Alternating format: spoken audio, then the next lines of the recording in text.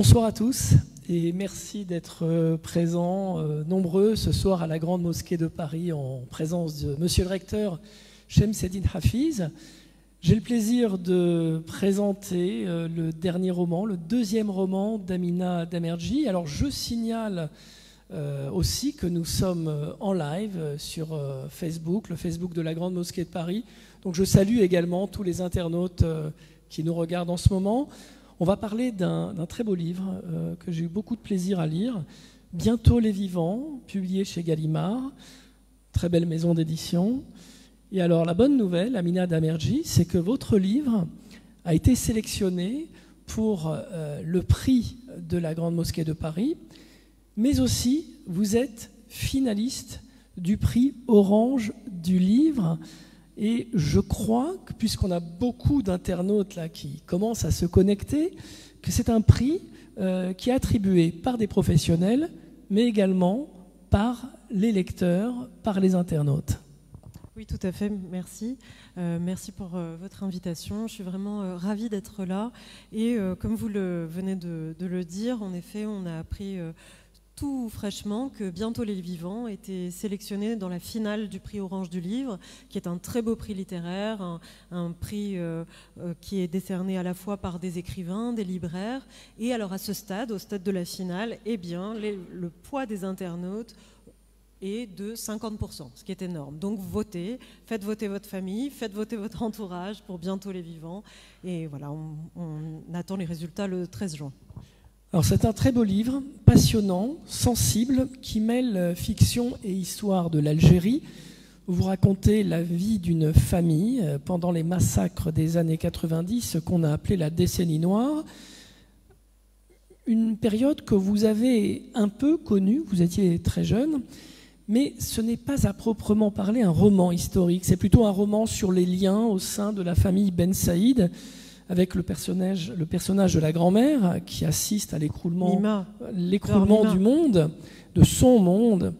Alors, sans être autobiographique, c'est tout de même un roman inspiré de votre expérience personnelle. Oui, alors ce n'est pas un roman autobiographique, ce sont vraiment des personnages, la famille Ben Saïd, Selma, qui est la toute jeune fille de la famille, qu'on suit donc du moment où elle sort de l'enfance jusqu'au moment où elle entre dans l'âge adulte, est un personnage de fiction, ainsi que son oncle, son père, sa mère et sa grand-mère, Mima, et même ce cheval, Shaitan, qui est un personnage à part entière du roman.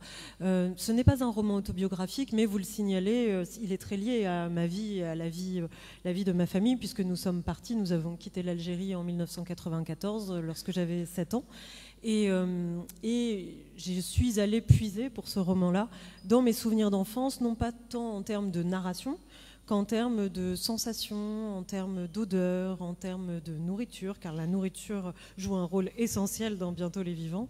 Jusqu'à la fin d'ailleurs, hein, jusqu'à la fin du livre, puisqu'il y a la grand-mère, je ne vais pas dévoiler le livre, mais la grand-mère quand même fait un plat et c'est un don, elle fait un don à la famille.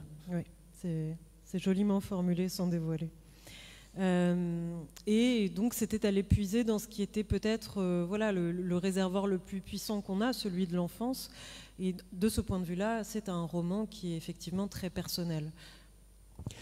Alors cette famille Ben Saïd, j'aimerais bien que vous nous la présentiez parce que y a Selma qui est l'héroïne principale, on va beaucoup parler d'elle, mais il y a aussi une cousine, il y a les parents.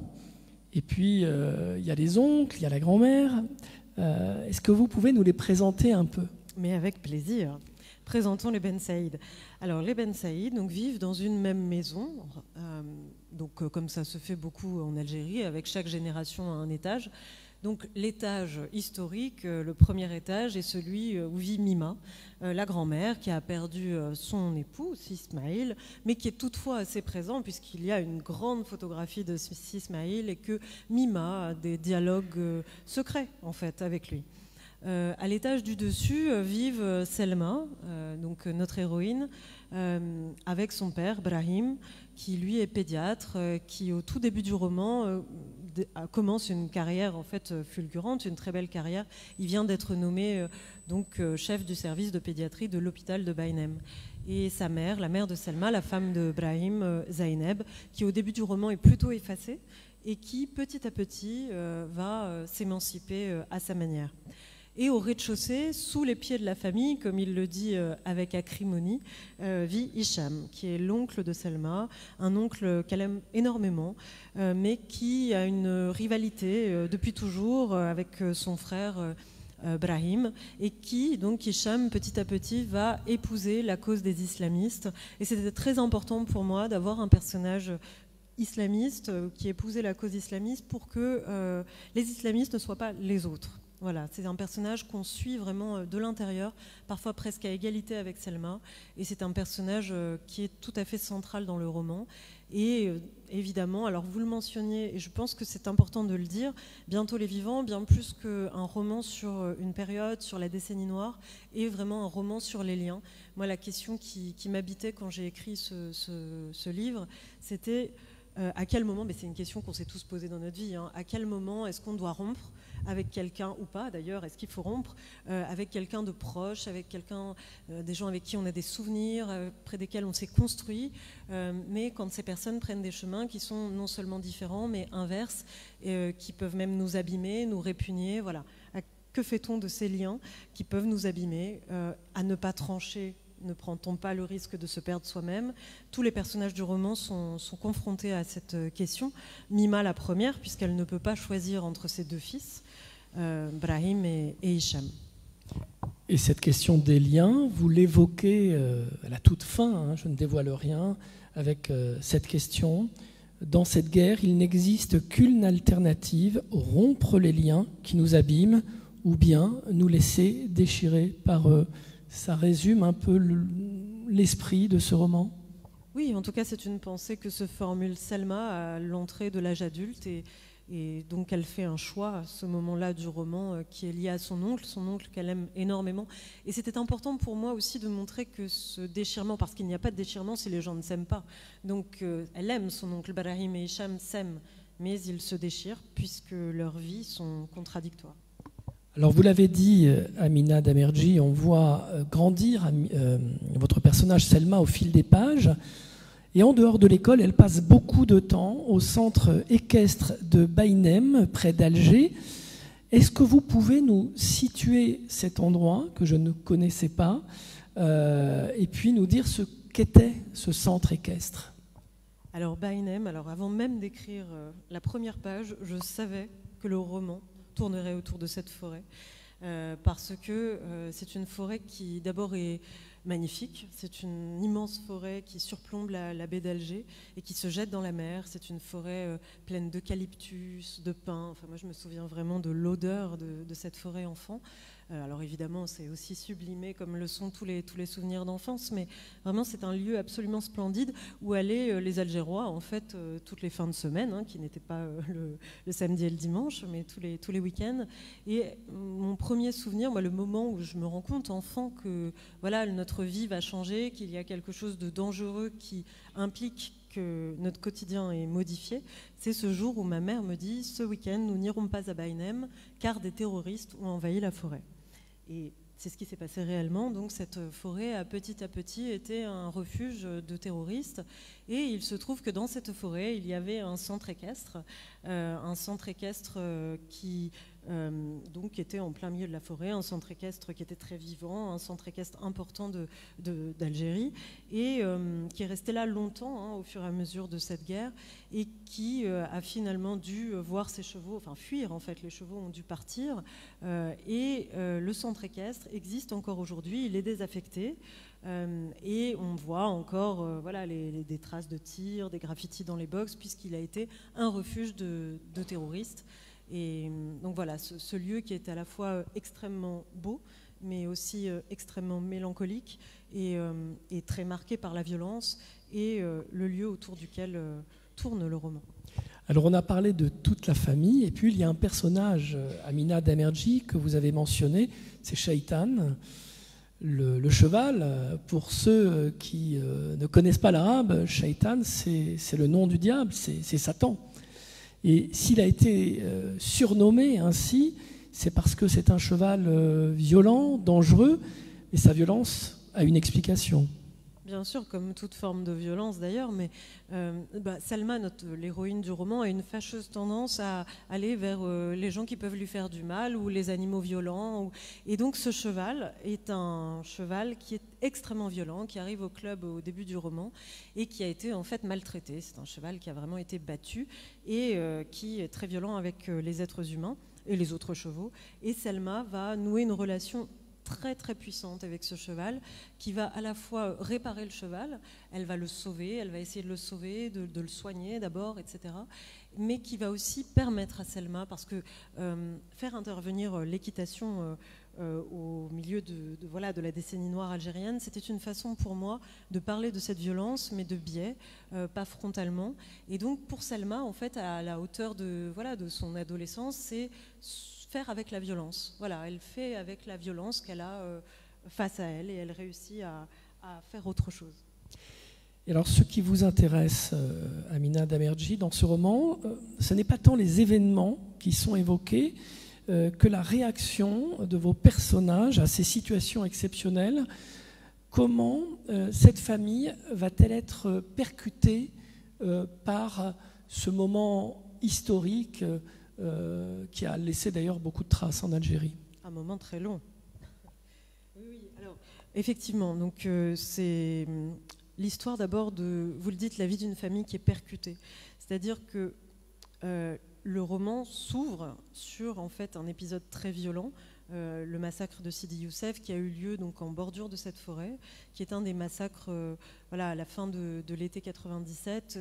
Il y a eu une série de massacres en banlieue d'Alger et jusque-là Alger, pas d'autres villes, avait été épargnée par cette forme de massacre-là qui étaient vraiment des massacres terribles puisque tout un village était passé à la lame ou à la Kalachnikov en quelques heures. Et donc il y a 3 massacres à la fin de l'été 97 près d'Alger qui ont beaucoup marqué les Algérois puisqu'il y a eu des vagues de panique, enfin ça a vraiment marqué la population algéroise. Et donc je commence, qui est un pari risqué puisque le lecteur pourrait trouver cela trop violent, donc c'est vrai que la violence, le roman commence par cette violence-là, mais si j'ai commencé par cette violence, c'était justement parce que je ne voulais pas parler de cela. On a beaucoup parlé de la décennie noire, on a beaucoup entendu parler de la décennie noire par des articles de journaux et à chaque fois on avait en tête cette violence paroxystique, ces massacres, etc. Mais moi ce que je voulais raconter c'était la vie ordinaire. En fait c'est ça qui me fascine moi, c'est comment est-ce que les gens, les Algériens et les Algériennes, j'allais dire les Algérois mais c'est un peu trop centré, en fait on réussit non pas à survivre mais vraiment à continuer à vivre. Et alors je discutais, c'est drôle, parce que je discutais avec une journaliste algérienne qui avait une émission à l'époque, une émission qui était très écoutée, et elle avait une petite chronique sur les plantes.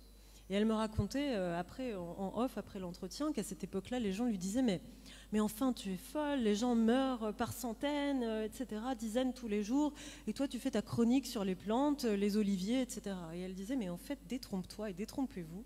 Il y a des centaines d'auditeurs qui appellent tous les jours pour savoir comment est-ce qu'on fait pousser un jasmin, comment est-ce qu'on nourrit son géranium, etc., etc.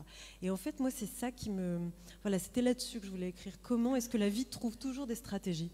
Et la vie trouve toujours des stratégies, notamment parce que vos personnages sont jeunes. Quand on est jeune et que la guerre se passe autour de vous, vous avez envie de vivre. Vous avez envie de vivre votre vie. C'est pour ça que, par exemple, certains des personnages s'intéressent à la musique, alors qu'effectivement, il y a des massacres autour. Oui, bien sûr, et les personnages sont jeunes, Selma est jeune, et à prendre le point de vue, comme vous le dites, d'une jeune fille en construction, elle, certes, il y a la guerre, mais elle a tous ses rêves, tous ses espoirs. Voilà, ils vivent des histoires d'amour, de désamour, des déceptions amicales.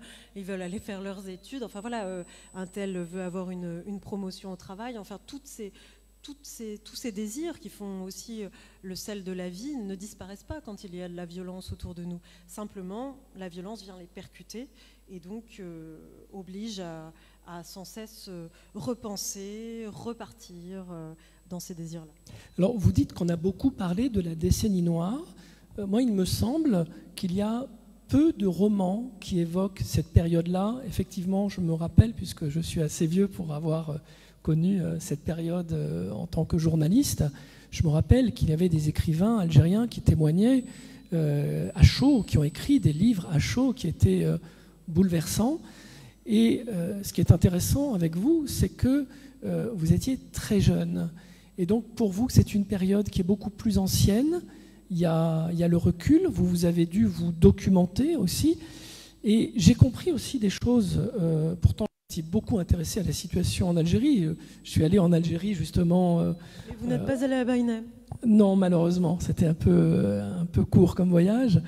Mais ce que vous racontez très bien, c'est l'enchaînement entre les émeutes d'octobre 1988 et le processus électoral interrompu et le début de la violence. Et notamment, il y a cette fête familiale que vous décrivez. L'un des invités est en retard.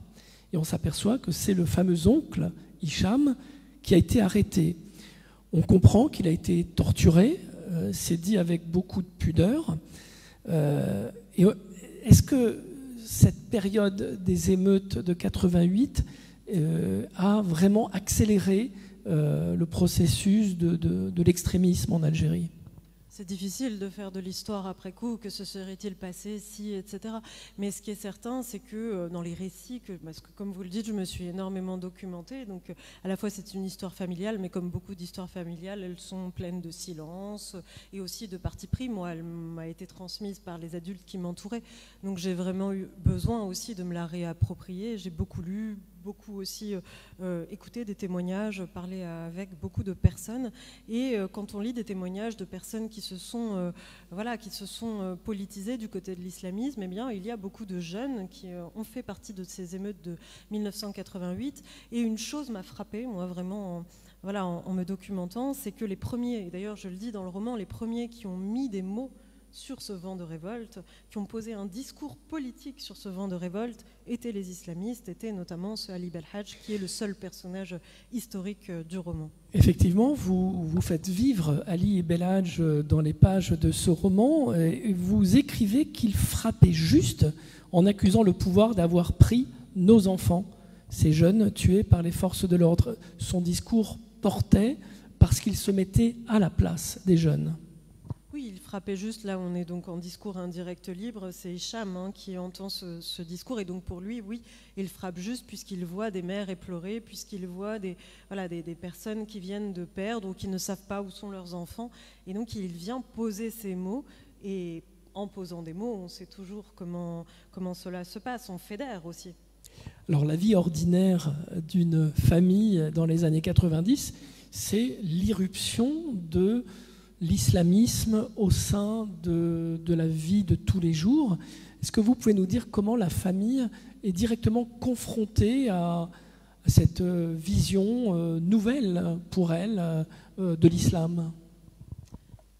Par le personnage de Hicham, bien sûr. Donc Hicham qui est l'oncle de Selma et qui petit à petit, en fait, qui lui est avocat, et il ne va pas devenir militant du fils, il ne va pas entrer par ce biais-là, mais parce qu'il va devenir l'un des avocats de Ali Belhadj, justement.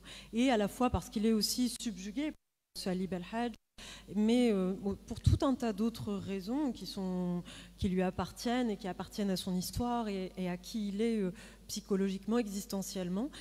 Hicham va donc suivre ce parcours qui va en effet le séparer de sa famille. Mima va continuer à avoir des liens avec lui, mais même Mima aura du mal à accepter à la fois ses prises de position, les personnes qu'il reçoit, et le fait que petit à petit, eh bien, le doigt dans l'engrenage de la violence fasse qu'il aille toujours plus loin. On a parlé d'une guerre civile. Est-ce que c'est une guerre civile en miniature qui se passe au sein de la famille Ben Saïd? Oui, bien sûr, il y a dans cette dimension des frères ennemis, il y a une dimension fratricide qui résume à elle-même ce qu'est une guerre civile. Voilà, des familles qui se déchirent, des cousins qui ont grandi ensemble, qui ne se parlent plus ou qui sont divisés parce que leur prise de position rendent irréconciliable leur vie, ou leurs actes aussi. Alors, Selma parle mal le darija, la langue arabe algérienne, Et les adultes parlent en darija devant elles, quand ils ne veulent pas qu'elles comprennent. C'était à quelle occasion qu'ils parlaient en darija? Vraiment, alors voilà, typiquement, c'est vraiment une scène banale dans une famille quand on ne veut pas que l'enfant comprenne, sauf que dans des familles où il y a cette double langue, il y a tout de suite cette opportunité. Moi, mes parents faisaient beaucoup cela, ce qui fait que j'ai tendu l'oreille. Et voilà. Mais c'est vrai que la langue, pour moi, la langue arabe et la langue arabe algérienne, et même le français algérien qui est troué, qui est plein de mots arabes, était importante. Et ça a été une réflexion. Fallait-il les traduire ou pas? J'ai fait le choix, quand je le pouvais, de ne pas les traduire, plutôt de faire comprendre aux lecteurs. Mais je voulais laisser cette saveur-là parce que moi, mes souvenirs, quand mes parents employaient des mots d'arabe, c'était toujours soit pour me gronder, soit pour les mots d'amour. Donc c'était toujours lié à l'émotion. Et je voulais qu'il y ait cette coloration dans les dialogues de Bientôt les Vivants. Alors, j'ai choisi une page dans votre roman. Je vais essayer de la lire, sinon vous pouvez la lire. Si vous n'y arrivez pas, on peut la lire à deux. Hein. Je commence et vous continuez. L'été, l'automne, puis l'hiver passèrent. Adèle devint fuyant et versatile. Leurs étreintes se firent rares. Selma les espérait sans cesse. Pour Cheïtane, elle se sentait désormais soulagée. Sa 6e place au championnat national de dressage la classait au rang des espoirs. Le club ne se séparerait pas de lui, ou alors, moyennant une coquette somme. Elle avait sauvé les talons. Restait le jeune homme. Un pli était apparu à la jonction des sourcils d'Adèle. Un soir, elle le surprit dans la sellerie. Il s'emporta. L'espionnait-elle? Selma montra le pot d'onguent dans ses mains. La porte de l'armoire à pharmacie était ouverte. Un sac grand ouvert reposait sur le sol. « Ferme la porte. » Elle obéit. Et la sellerie devint sombre. Adèle lui montra l'intérieur du sac, des médicaments. Sa contribution au maquis. Tout le village devait payer l'impôt. Et si tu refuses, Adèle traça un arc de cercle à la naissance de sa gorge. Le signe est éloquent, le signe de l'égorgement. Est-ce que vous pouvez nous situer cette scène dans le roman et nous dire qui est Adèle ? Oui, alors Adèle est un palefrenier du club de Baïnem qui vit dans ce village de Sidi Youssef, dans lequel a eu lieu donc, ce massacre en 1997. Et donc on le retrouve au début du roman, donc plus jeune, et il va avoir une relation amoureuse avec Selma, une relation amoureuse qui n'est pas simple, mais une relation amoureuse. Et à travers Adèle, je voulais vraiment parler de ces jeunes gens qui ont pris le maquis, qui sont partis, non pas en réalité parce qu'ils épousaient les idées des islamistes, mais parce qu'ils avaient peur pour eux, peur pour leur famille, parce que, évidemment, si on ne prenait pas le maquis ou si on ne soutenait pas les idées des islamistes dans ces villages qui parfois étaient des fiefs islamistes, eh bien, on était menacé de mort, on pouvait même être assassiné pour traîtrise. Et donc, à la fois, ils avaient peur de cela, et ils avaient aussi peur des rafles de la police. Et donc, pris un peu entre toutes ces peurs, certains sont partis et ont pris le maquis. Et évidemment, une fois qu'on part au maquis, qu'on commet des actes de violence terribles, on n'est plus le même. Et alors, vous évoquez tous les sujets liés à ce moment-là. Vous parlez du qui tue qui était une question qu'on se posait beaucoup à l'époque. Vous parlez de l'assassinat du président Boudiaf, de la mort de Tahar Djaou. Tout ça est évoqué. Hein. Ce n'est pas un roman historique, je sais que vous y tenez. Mais ce qui m'a intéressé aussi dans le roman, c'est que cette décennie noire, pour nous qui étions en France, il n'y avait pas Internet, il y avait très peu de chaînes de télévision internationales, on avait très peu d'images. Je me souviens à un moment donné m'être fait la réflexion que j'apprenais presque la géographie de l'Algérie au fur et à mesure des massacres. Je me souviens en particulier du massacre de Ben Talha qui a eu lieu au même moment que celui que vous décrivez. Et il y avait cette ministre qui s'appelait Dominique Voynet et on lui avait demandé de réagir à la mort de Lady Diana. Et elle avait dit bon, écoutez, j'ai pas envie de réagir à la mort de cette princesse. Il y a beaucoup de princesses qui meurent en Algérie. J'ignorais cette phrase, elle est très belle. Et je me permets de le dire parce que vous évoquez la mort de Diana en filigrane. J'ai eu l'impression que les Algériens étaient très seuls avec leur douleur, leur tragédie.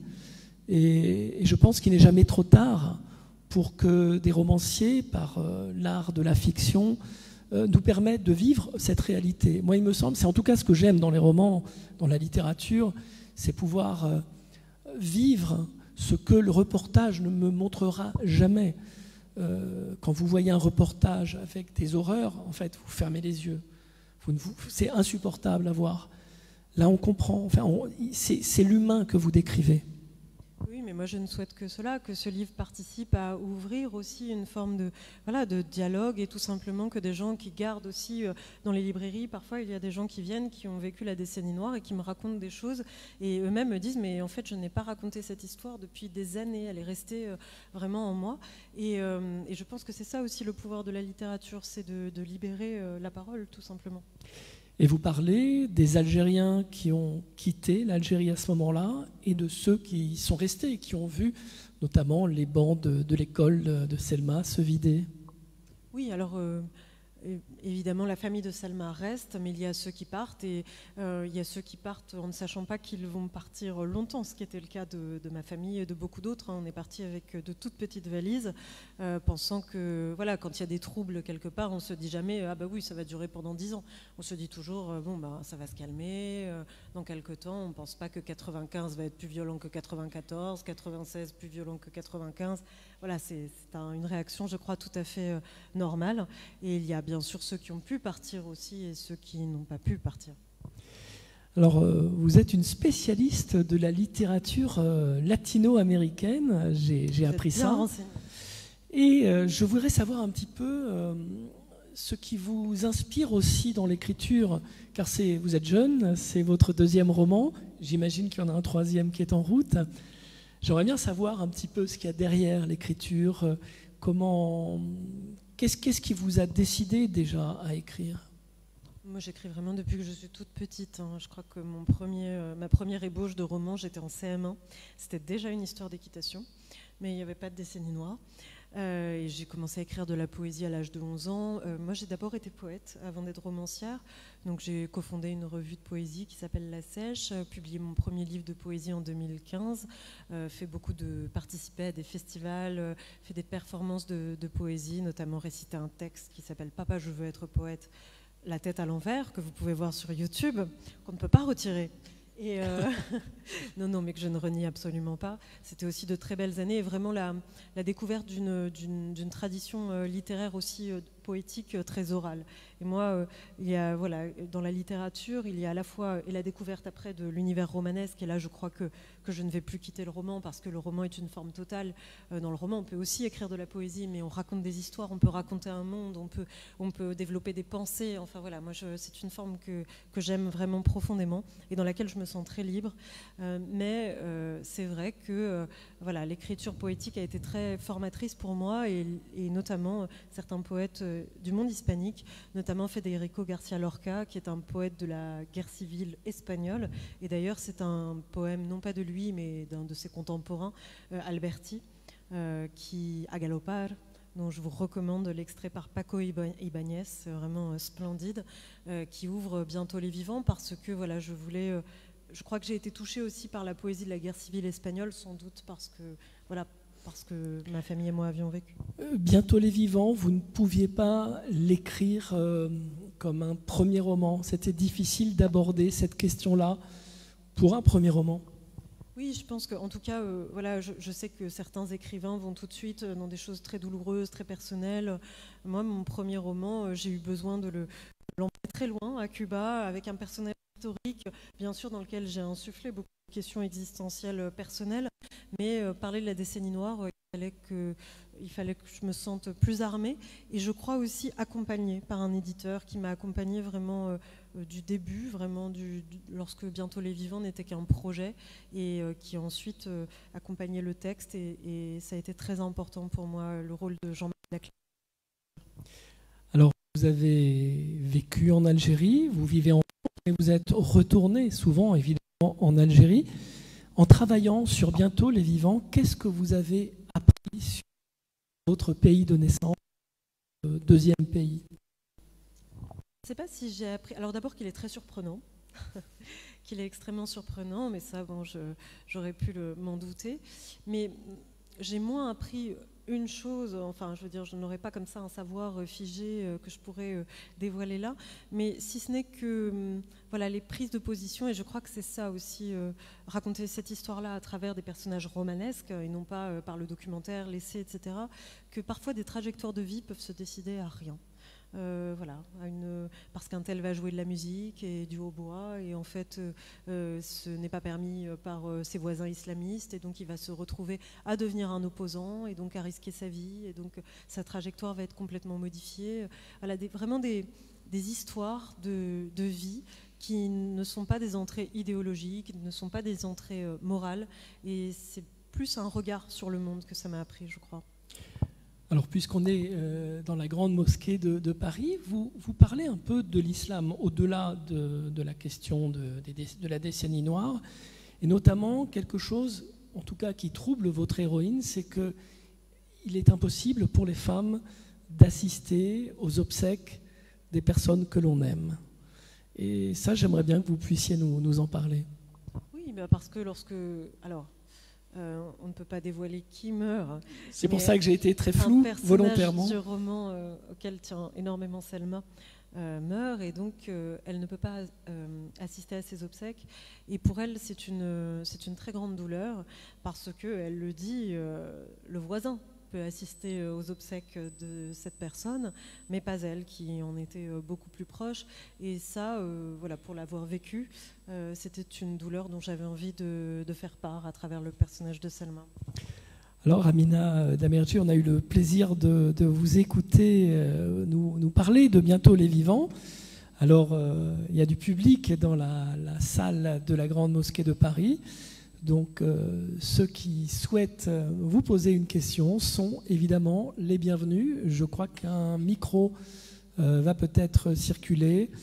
Voilà, vous pouvez lever la main, et puis les internautes pourront réagir également si Guillaume voit les questions. On peut vous poser les questions des internautes. Alors oui, madame. Je voulais simplement dire que vraiment, madame nous a transportés. C'était absolument magnifique. Ce ne sont pas des questions que je vais poser. Je veux juste faire une remarque au sujet de la façon dont vous avez décrit l'instinct de conservation à plusieurs reprises. Je trouvais ça extraordinaire. Par ailleurs, je trouve que je vous vois en Selma. Je ne sais pas s'il faut dire je vous vois en Selma ou je vois Selma en vous. Et je vous vois à cheval. Je vous vois à cheval, madame. Ah, oui, non, ça, je suis cavalière. Ah bah écoutez, je le suis aussi. J'ai tout de suite vu la cavalière qui est en vous. Alors, et puis donc bon, finalement, pardonnez-moi cette intrusion. Je vous ai posé une question qui était très personnelle. Par ailleurs, j'aimerais bien savoir pourquoi ce titre. Je ne le comprends pas, en toute sincérité. Merci. Mais d'abord, pour cela, je crois, parce qu'il est intriguant, et j'aime cela, les titres intrigants. Mais alors, il est tiré d'un poème de Katabi Yassine, un poème qui s'appelle Poussière de juillet, qui est un poème absolument magnifique, qui est très long, mais dont les 2 premières strophes commencent ainsi. Le sang reprend racine, oui, nous avons tout oublié, mais notre terre en enfance tombée, sa vieille ardeur se rallume, et même fusillée, les hommes s'arrachent la terre, et même fusillés, ils tirent la terre à eux comme une couverture, et bientôt les vivants n'auront plus où dormir. Et moi, c'est un poème qui m'émeut énormément, je le trouve. Voilà, vous êtes d'accord, il est splendide. Bravo. C'est un poème que Katabi Yassine a écrit sur le poids des morts de la guerre de Barzac, de Bientôt les Vivants, qui donc paraîtra l'automne prochain, et j'irai en faire la promotion au moment du salon du livre du SILA. Très bonne maison d'édition dirigée par Sofiane Hadjadj et Selma Elal. Qui a un très beau prénom. Voilà, exactement. Gallimard en France et Barzac en Algérie, c'est une belle réussite. Une autre question ?